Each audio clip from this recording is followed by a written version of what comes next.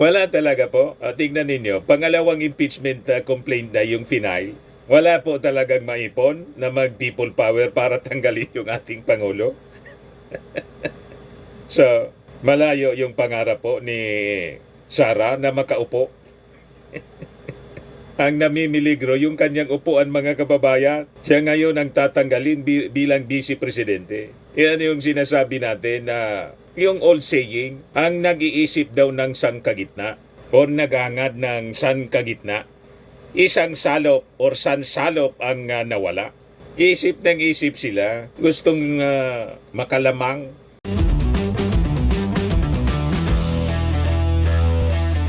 Ito naman po yung bago naming product na binibenta online. iGlow Serum Whitening po siya. Tingnan ninyo yung epekto sa aking anak na architect before and now. Yung mga inquiries po ninyo, dumiretso na lang kayo sa kanyang Facebook account, Riz Maravillas. Sa final na ngayon mga kababayan, nasa Kongreso na yung mga Makabayan Block para mag-file ng second impeachment laban po kay Sara Duterte. So it is just a matter of time mga kababayan. Malamang sa malamang ito pong si Sara Duterte tuluyan ng matanggal bilang Vice Presidente. Sabi dito sa balita, in a media advisory, Bayan said the new complaint would be signed by 50 representatives from the organizations of its network as well as other concerned citizens. BP Duterte faces second impeach rap. Palace disowns moves. Wala pong kinalaman ang Palasyo Malacanang tulad ng mga sinasabi sa propaganda ng kampo ng mga Duterte. Malinaw po yung sabi ng ating Pangulong Bongbong Marcos. Ayaw niyang ipa-impeach si Sara. At malinaw po, hindi mga kaalyado ng ating Pangulong Bongbong ang mga nag-file.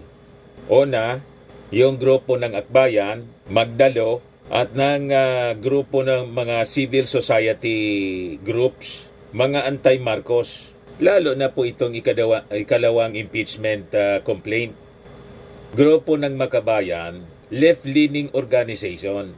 So malabo mga kababayan na may hand ang Palasyo Malacanang. Pero yung Congress po, as ako equal branch ng ating gobyerno, in an independent institution mga kababayan, sabi nga sa announcement kanina, nitong mga Makabayan groups, dito na dapat patunayan ng Kongreso yung independence talaga. Pero narinig na natin yung sabi ng mga members ng Dayangans na hindi party po ng Makabayan Bloc, party ng majority coalition. Itong Makabayan, party ng minority coalition. It is their mandate under the Constitution to process any impeachment complaint filed in Congress. Kasi parte ito ng kanilang trabaho. Duty bound sila to act on this. They have to process it. They have to dispose it. At dadaan ito sa tamang proseso, mga kababayan, i-review ng Committee on Rules, then ng Justice Committee ng Congress para i-determine if it is sufficient in form and substance. At pag sila, mga kababayan, nakakuha ng one-third votes, endorsed by one-third votes, mga kababayan, ng Congress o around mga 30 congressmen na nag-endorse nito, comes the impeachment trial. This could be submitted na. It will be submitted to the Senate for the impeachment trial po laban kay Sara Duterte. O ngayon, dito natin mga kababayan makikita the impartiality ng ating mga senador. Pero sabi ko nga, huwag na kayong umasa sa mga magkaapat na senador, si Robin Padilla, si Bongo, si Bato, pati si Amy Marcos. But other senators, malamang sa malamang mga kababayan, titingnan nila kung may base ba na i-convict si Sara Duterte with all the articles of impeachment. Yung sa unang impeachment complaint, ang sabi, ang nakapalaman doon, 24 articles of impeachment. So dito mamaya makita natin kung ilan. Pero ang signatory nito, 50 mga representatives galing mga kababayan sa different organizations. So tatambakan ngayon ang kaso, ito pong si Sara Duterte. as he challenge anyone na mag-file ng impeachment. O ito na po, kinol ng ating mga people's organization ang challenge ni Sara. O ngayon, ang challenge ngayon kay Sara, kung makakakuha siya ng support galing sa mga dating bumoto sa kanya, kasi tingin ko nangawala na lahat yung 32 million. Natira sa kanya 200 na lang. Ipakita ko sa inyo yung video. Pumunta si Sara doon sa rally, sa EDSA Shrine. Isang platito na lang po. Mga ilang tricycle na lang. Kasya sa ilang tricycle, mga kababayan, yung sumasama doon sa sinasabi nilang people power para tanggalin yung ating Pangulong Bongbong. But before that, mga kababayan, click subscribe muna dito sa ating YouTube channel and hit the notification bell para lagi po kayong updated sa mga kaganapan dito sa ating bansa. Like and share na rin po ninyo ng ating video at huwag na rin po ninyo na skip yung ating mga commercial ads para tuloy-tuloy lang po ang pag-unlad ng Bagong Pilipinas. At itong ating programa, mga kababayan, atid sa inyo nitong ating mga sponsors. Firmax Firming and Lifting Cream. Pinapay po sa mga pulses in affected area. Mainam po ito sa mga pains at paninigas ng mga kaso-kasuan. Ito sa mukha naman yung application, anti-aging, Automax po siya. Ito ay Glow Zero, mga kababayan. Whitening po siya. Made in South Korea. Ito naman po, Ningxia Red Mix Fruit Drink. Gawa po siya sa goji berry. May anti-cancer properties po siya. At sa mga nagana po ng malinis and spacious fitness gym, pumunta lang po kayo sa aming Colossal Fitness Gym. May Grab ka rental din po kami. At bills payment po sa aming office. At saka sa mga mahilig po sa mga imported bags, manood po kayo sa live selling ni Madam Aileen Rosales sa kanyang Aileen Closet po. Pati mga shoes, ito yung kanya po. Ito yung kanyang page.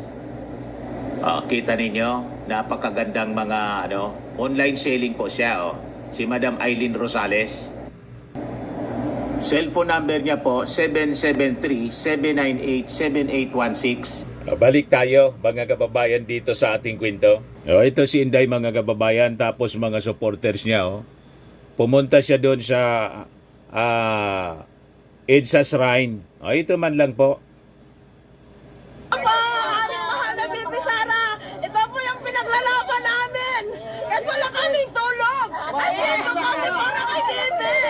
We love you, Bibi Inday. Mahal ka namin. Kahit wala kaming tulog, hindi kami nakakaramdam ng pagod para sa ito. We love you, Bibi. So yan po yung nakatanggap siguro ng 200. Okay na yon, ganong mga pananalita sa 200 po. 500 daw yung binabayad sa hinahakot doon. Binawasan pa ng leader. Wala talaga po. Tingnan ninyo, pangalawang impeachment complaint na yung final. Wala po talagang maipon na mag-people power para tanggalin yung ating Pangulo. So, malayo yung pangarap po ni Sara na makaupo. Ang namimiligro yung kanyang upuan, mga kababayan. Siya ngayon ang tatanggalin bilang vice presidente. Yan yung sinasabi natin na yung old saying, ang nag-iisip daw ng sangkagitna o nagangad ng sangkagitna, isang salop or sansalop ang nawala. Isip ng isip sila, gustong makalamang. Nagmamadali, mga kababayan, na umupo sa Palasyo Malacanang. Isabi nga ni Congresswoman Pami Zamora, panalo na pala siya niya noong 2022 sa survey. Bakit niya hindi siya tumakbo? Tama, mga kababayan. Pagkatapos ngayon, gustong umupong presidente, gustong iupo ng kanyang tatay at ng kanyang mga supporters, gustong mangagaw ng poder. Hindi po papayag ang mga mamamayang Pilipino. Kaya, ayon, hindi makaipon ng mga magpi-people power. Sino ba yung sasama sa ganong uri ng tao? May may problema po sa alam nyo na. May tama. So ito yung press con, mga kababayan ng Makabayan Black. Si Teddy Casino, dating bayan mo na congressman, gusto nilang papanagutin si Inday. At sabi, ang focus nila doon sa mga peking resibo. Napag-alaman po na si Mary Grace Piatos po, peke, hindi man totoong tao, talagang chichiriya. Sabi ng PSA, ngayon, yung isa pang resibo po na may pangalang Kokoy Bilyamin, peke din pala. Yan po ang focus ng investigasyon at ng impeachment, second impeachment complaint na ipafile ngayon po. Ayan sabi rito, paano piniki second impeach complaint versus BP Sara Duterte to focus on receipts, Mary Grace Piatos, pati po pala si Kokoy Bilyamin po, piki. Ayan o, after Mary Grace Piatos, PSA says no record for Kokoy Bilyamin. Sabi po ng PSA, tiningnan po namin, naghintay po kami ng request dito. But wala po kaming nakitang record din pertaining to that person, sabi ni PSA Assistant National Statistician Marisa Grande. Grande acknowledged that Kokoy could be a nickname but emphasized that full names should be used in official documents. The PSA noted that incomplete records could stem from unregistered individuals, particularly among marginalized sectors, or documents not yet endorsed to the national office. However, Grande stressed that further searches require more specific information such as parents' names. Malamang sa malamang mga kababayan, talagang inimbento yung mga pangalan na tulad ni Mary Grace Piatos sa Kokoy Bilyamin kasi nagmamadali silang i-justify yung paggastos po ng confidential funds ni Sara Duterte. Nagkabuhol-buhol sila ngayon. So yun ang magiging focus kung paano piniki sa second impeachment complaint na ipafile ngayon pong ngayon po siguro na i-file na. So pakinggan natin yung opening statement po ni sa press con ni Teddy Casino. Ito po siya, mga kababayan. Gandang hapon po sa inyong lahat. With public trust comes public accountability. Ayun na yung audio. Dahil pinagkatiwala nating taong bayan sa mga public officials ang ating kapangyarihan, sila ay accountable to the people at all times. Hindi lang kapag convenient sa kanila, hindi lang kapag trip nila, kundi sa lahat ng oras. Sa araw na ito, inaakusahan namin si Vice President Sara ng pagtataksil sa tiwalang ito sa pamamagitan ng paglustay ng 612.5 million confidential funds ng Office of the Vice President at Department of Education. Ginamit niya ito sa mga maling bagay, sa maling paraan. Hindi lang yan. Nanguna rin si Vice President Duterte sa pag-cover up ng kanyang paglustay sa pamamagitan ng mga pekeng resibo, mga gawa-gawang acknowledgement receipts, mga maling dokumento na isinabmit niya sa Commission on Audit. And worse, nang ang paglulustay at pagtatakip niya ay nabunyag, hindi niya kinilala ang kapangyarihan na Kongreso na ito ay imbestigahan. In fact, gumawa siya ng mga hakbang para pigilan ang Kongreso sa trabaho nitong oversight, sa trabaho nitong tingnan ang mga maling gawa ng kanyang mga opisina. Siya ay nag-asal pusit at hindi yan katanggap-tanggap. Ang mga ginawang ito ni Vice President Sara Duterte ay pagtataksil sa tiwalang ibinigay sa kanya ng taong bayan. This is a betrayal of the public trust. At dahil dito, karapat-dapat lamang na siya ay matanggal sa pwesto at huwag nang payagan na humawak ng anumang pwesto sa gobyerno.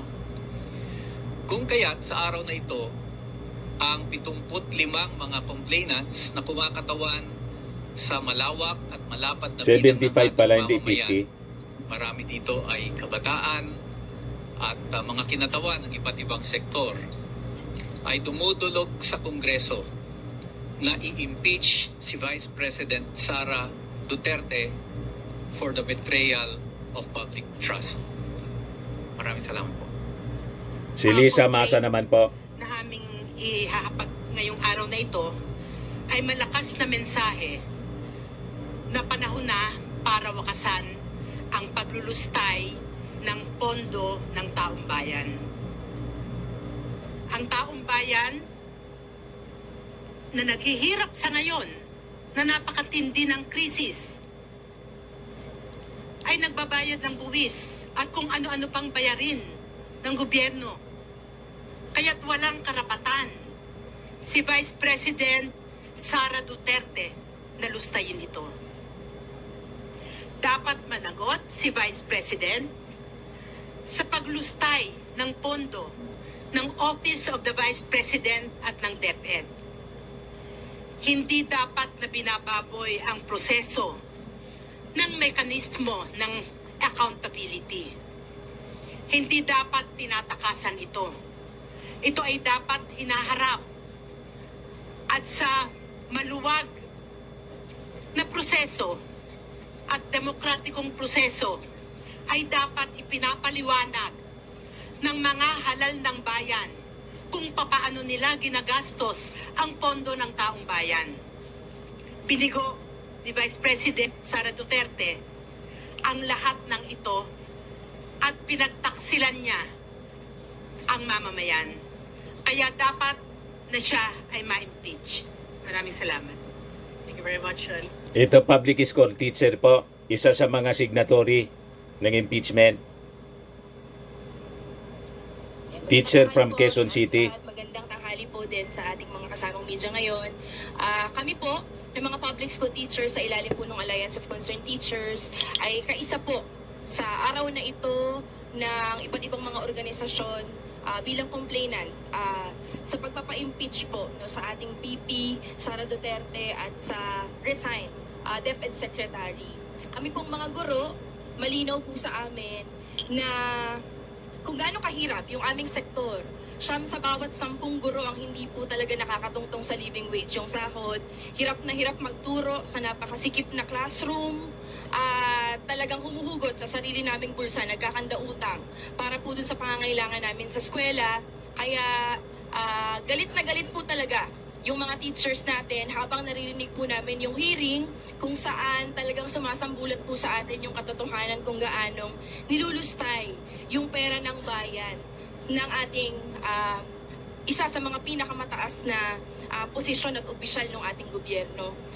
Para po sa amin, ng mga teachers, kung hindi nagpe-perform ang isang estudyante at para po sa amin, ng mga teachers na hindi sumasagot sa mga simpleng tanong, hindi talaga siya fit sa posisyon na yan, kailangan po siyang i-kick out. Para sa aming mga teachers po, kaisa po kami sa pagpapanagot sa ating VP Sara. Tingin po namin ang 612.5 million na pera sana sa confidential fund ay makakapaglaan na sana ng napakaraming classroom. 300 classroom na sana yan at makakapagpasahod ng mga bagong guro na kailangan natin sa Department of Education. Malinaw po sa amin ang kahilingan ng mga teachers, 50,000 para sa entry level pero pinamimigay, pinamumutmut pala sa mga opisyal na 50,000 sa mga opisyal ng Department of Education. Kaya po, para sa amin, hindi kami papayag na hindi mapapanagot ang Sara Duterte na ito. Alright, thank you. O ngayon, mga kababayan, kung paano ito lulusot, yung impeachment, kasi ang nag-file po, mga minority, ang nag-endorse minority congressman, yung una po, yung akbayan na congressman, si Percy Serdenya. Ngayon naman po, another minority, yung Gabriela, saka po yung ACT Party List Congresswoman or ACT Party List Representatives. So nasa minority coalition sila. So ang challenge, paano nila makukumbinsi yung majority sa mga members ng Congress para ma-impeach po si Sara Duterte. Kaya sabi ng mga nag-file, makikiusap sila sa kanilang mga kasamang congressmen. At sa tanong ng mainstream media mga kababayan, dahil di ba, yung ating Pangulo ayaw na ipa-impeach si Sara kasi si Sara niya unimportant. So ano ang mangyayari? Pakinggan natin yung mga katanungan. Why only betrayal of public trust kayo nag-concentrate? Well, in fact, binabanggit ninyo paglustay sa pondo ng bayan, bakit hindi nyo isinama ang graft and corruption? Actually, these acts na minention sa betrayal of public trust constitute various offenses, kahit violation ng revised penal Si Colmenares po siya. Pero finokus namin sa betrayal of public trust because it is all-encompassing na. At para sa amin, yung pinaka mabilis na paraan na ma-resolve ang kaso. Kaya betrayal of public trust. But more than just the mere grounds. Alam nyo, para sa mamamayan, napakataas ng pagpapahalaga nila ng iyong pag-violate sa public trust. So, pwede naman kami magdagdag ng marami pa. Pero the betrayal of public trust, yun encompasses everything kasi merong tiwala ang publiko sa'yo, tinaksilan mo yun. And that is for us one of the highest, if not the highest, treachery ng isang public official. So that's why we chose it for the reasons I just mentioned. Okay, one last from my end. You made mention na malakas yung ebidensya na hawak ninyo against the Vice President, especially on the betrayal of public trust. So, gaano ka-optimistiko ang grupo ninyo na makukonvict si Vice President because we are running out of time. Kasi papasok na tayo sa election period by February next year. So alam naman natin, in reference with the previous impeachment hearing, like for example, the impeachment hearing of Chief Justice Corona, umabot po siya ng 4 na buwan. Well, unang-una, alam tayo po, matagal tayo sa Kongreso. Alam natin dito, kung gusto mong bilisan ng proseso, madaling mapabilis. And we are convenient dahil nga napakahaba ng pinag-uusapan sa Kongresong ito. Tingin namin, alam na ng mga congressmen ano yung mga grounds. It's really a matter of just systematizing and putting all these things in a formal complaint. Tingin ko, karamihan sa ating mga congressmen, actually alam naman nila ano nangyari. And they're just waiting for someone to file a complaint. Senate is another matter. I think it is premature at this point to say that there are no votes. Dadaan pa ho ito sa isang trial sa Senado. And just like the congressmen, ang mga senador natin, titingnan yung ebidensya, babasahin yung complaint. At ang panawagan namin for them to be objective about it, tingnan nila yung ebidensya, tingnan nila yung tibay ng argumento. At napakasimple lang ng complaint na ito One ground, 3 acts, hindi magtatagal ito. And that's also one reason why we focused our complaint. Because there is that factor na nagmamadali tayo. Kailangan mo lang naman sa impeachment is 1 act and 1 ground to impeach a high official. Dugtong ko lang. Idagdag ko lang na kaya sa ngayon Si umaapila Lisa kami Masa. sa mga miyembro ng mababang kapulungan na bumoto ayon sa kanilang konsyensya. Hindi ayon sa kanilang partido, hindi ayon sa kung sino pa man na personal na interest nila, kung hindi ayon sa pag-weigh nila sa kung ano ba ang tama at o mali sa ating bayan. Ang dugtong ko lang kasi public prosecutor ako doon sa Corona impeachment. Ano yun merong Si Colmenares. merong culpable violation of the Constitution, merong graft and corruption, 8 acts. Kaya humaba ng 4 months. Anyway, if you can prove an impeachable ground in 1 act, that is enough. So hindi na kami tatarget ng katulad sa Corona na humaba ng 4 na buwan. And in fact ito, because 1 ground lang talaga siya, baka naman mas mabilis ito. Baka nga 1 buwan tapos na yung trial sa Senate kung sakasakaling matuloy doon. wika ng Si pahayag Tinio. ni Pangulong Marcos Jr. na hindi raw mahalaga ang impeachment ay suportahan ang impeachment complaint na ito dahil kung di man mahalaga sa presidente, mahalaga sa mamamayan, no, na panagutin si Vice Presidente Duterte sa kanyang mga kasalanan, yung sinabi nating betrayal of public trust, yung maanumalyang paggamit at pag-ulat sa COA at pagtangging magpaliwanag sa Kongreso kaugnay sa 612.5 million pesos na pondo ng taong bayan. Mahalaga ito para sa taong bayan. Kailangang masingil at mapanagot ang Vice Presidente. About yun nga, may leadership. Naisang tabi nyo na muna any efforts na patalsikin ito si VP Sara. Paano tayo makakuha, ma'am, kung ng boto sa plenaryo and even ito pangarap nga sana na i-fast track to dahil wala na tayong oras. Thank you, Marian, sa tanong, no. Si Franz Actually, Castro. nasagot na natin yan. Sabi ko nga, no interference. Legislation and executive are two different branches, no, of government. At terp natin ito, no, terp namin ito sa Kongreso, itong proseso na ito. Well, we respect yung sinasabi ni President. Pero syempre hindi yun ang magiging dahilan ng namin, ano pa, sa Makabayan, bilang mga miyembro ng Kongreso na mapigilan itong proseso. Ito lang talaga yung democratic legal process na gagawin natin na talagang magpapa-impeach sa isang tingin natin unfit na Vice Presidente. Kaya kaya hindi tayo apektado doon, no? Ang Makabayan hindi pa tayo apektado doon, kaya nga ito ini-endorse natin at tinutuloy natin. Tama yun to vote in conscience, diba? Hindi naman kailangan na may dikta o kung ano man. Ang sinasabi natin dito, separation of powers tayo, dapat tumindig ang Kongreso Si Brusas. sa tama, no, na posisyon dito sa usapin na ito. Of those instances na may pagkakataon ng Kongreso na ipakita sa taong bayan na siya ay independent, that there is a system of checks and balances. So actually, this impeachment complaint is a challenge to Congress to show its independence, to show that it can stand on the side of the people kahit ang presidente iba pa ang sinasabi at pinapanawagan. So sana ay maintindihan din yan ng ating mga kongresista. Then with the majority na lumapit sa inyo expressing privately that they will support the impeachment complaint.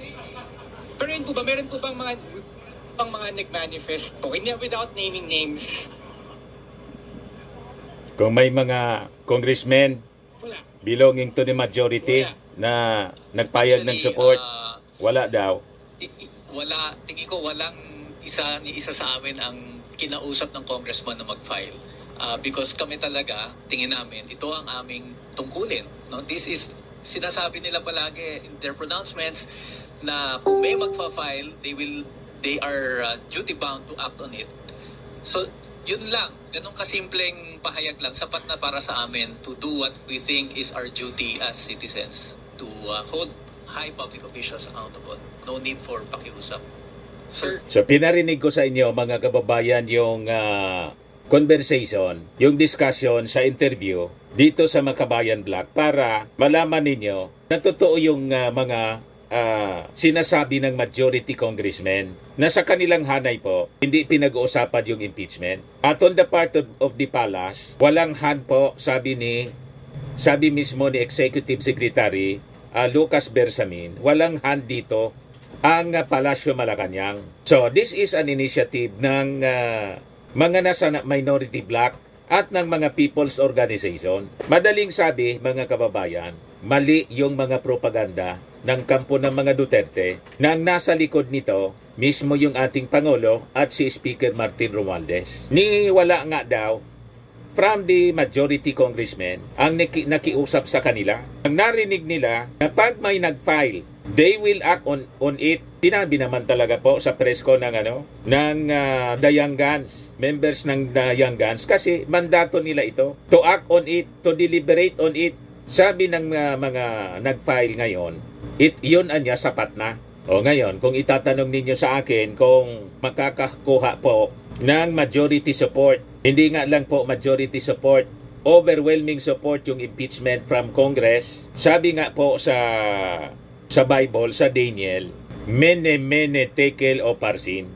Kitang-kita na po ang writings on the wall. Tinimbang ka, ngunit kulang, nabibilang na ang iyong mga araw. Pagtatapos ng iyong pag-ari-ari. The writings are becoming clearer and clearer. The writings on the wall. Mene mene tekel o parsin. So this is exciting mga kababayan. Wala pa tayo sa exciting part. Yun ang ating abangan. Sa mga naghanap ng malinis and spacious fitness gym, pumunta lang po kayo sa aming Colossal Fitness Gym. We also offer Grab Car Rental with our brand new 2023 model ng Toyota Innova. We also accept booking for those who are planning to travel via PAL, Cebu Pacific, and other airline companies, local and international, and bills payment for Meralco Bills, PLDT, Aleco Bills, etc. Ang Colossal Fitness Gym is located at 3rd floor Security Bank Building, Landco Business Park, Legazpi City, Albay.